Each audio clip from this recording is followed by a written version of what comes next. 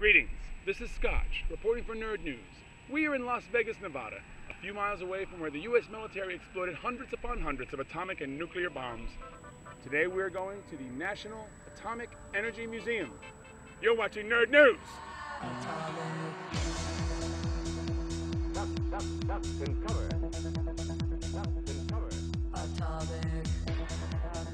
Am I a nerd? I would have said no until I came to work here. The museum actually was started by people who worked at the Nevada test site, test directors, former Nevada office personnel, and they decided that they wanted to capture the history and have a legacy within the state, because it is a rather secret kind of history that wasn't promoted within the state of Nevada. And when we became a national museum, Congress designated us as the keepers of the story of the atomic testing of our nation. We're looking at how do we actually come up with things that make this more relevant to people who may not know anything about it.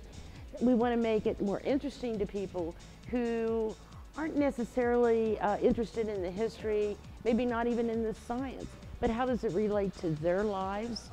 And if you're asking about the television shows, we're not necessarily a park, we're more Big Bang Theory, I think. Well, you know, the Big Bang Theory, of course, deals with a lot of the science that was developed and is still being utilized. You know, the cyclotron, all of that came from Lawrence Livermore. Am I a nerd? I would have said no until I came to work here.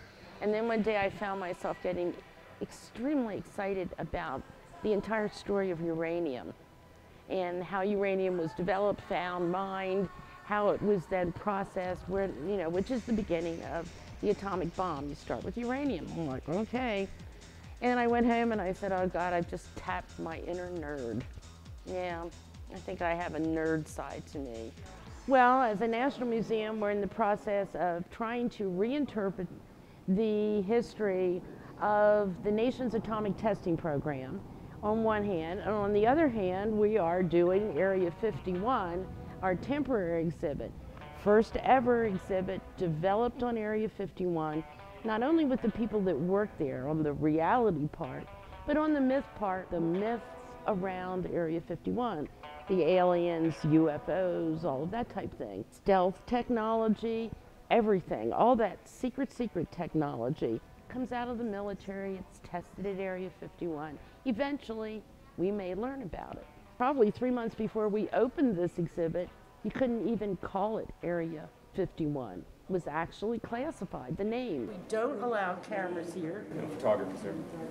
Are aliens here? Oh, I get asked that a lot. I've heard both sides of it. Maybe, maybe not.